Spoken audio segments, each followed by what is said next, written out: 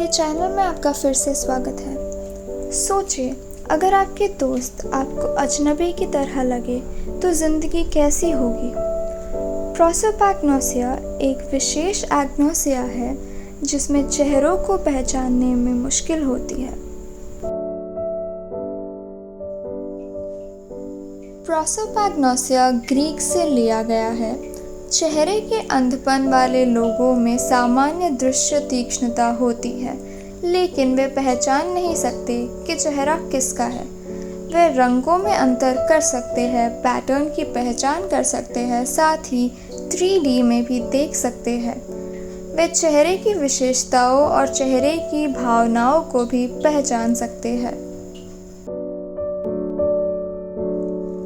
Prosopagnosia शब्द पहली बार German neurologist योआकिम बोडैमर ने उपयोग किया था।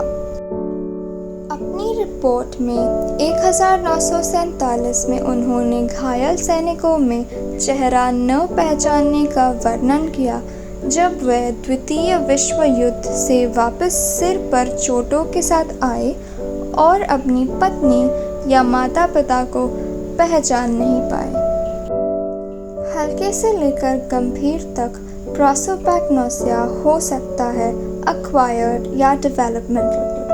मस्तिष्क की चोट, आघात, स्ट्रोक, एन्सेफेलाइटिस, ट्यूमर, अपक्षयी रोग आदि एक्वायर्ड होते हैं।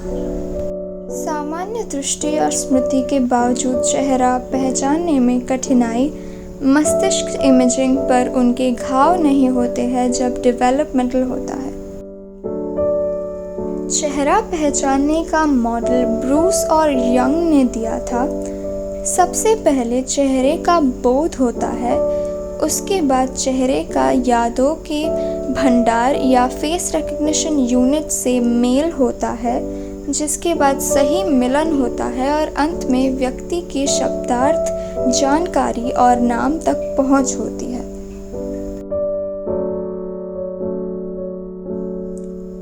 चेहरे या उनकी संरचनाओं के बीच अंतर देखने की क्षमता में कमी, जहां चेहरे की धारणा करने में कठिनाई होती है, वो अपर्सेप्टिव वेरिएंट होता है। चेहरे की संरचनाओं की धारणा सटीक है, लेकिन किसी भी चेहरे को पहचानने में कठिनाई जब होती है तो उसे एसोसिएटिव वेरिएंट कहा जाता है।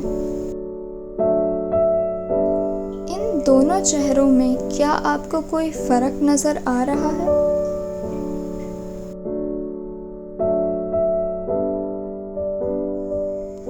Prosopagnosia memory dysfunction, memory loss, बिगड़ी हुई दृष्टि या लर्निंग डिसेबिलिटी से संबंधित नहीं है।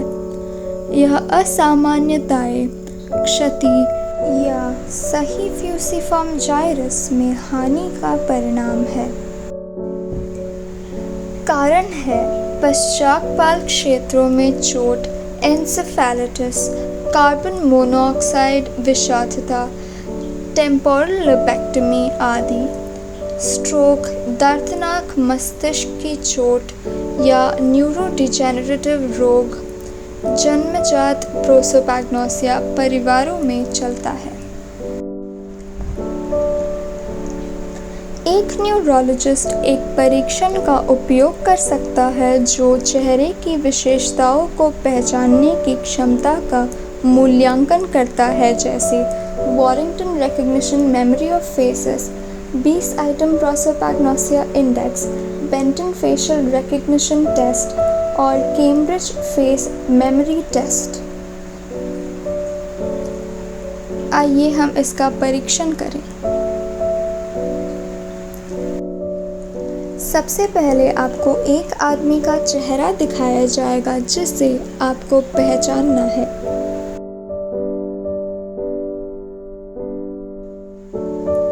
इस चेहरे को अब आपको पहचानना है।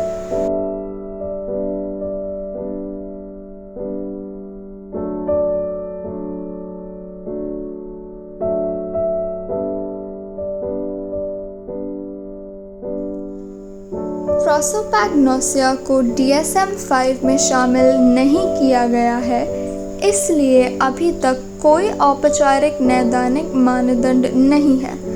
वहाँ कुछ न्यूरोकॉग्निटिव नैदानिक परीक्षण है जिनका उपयोग किया जा सकता है।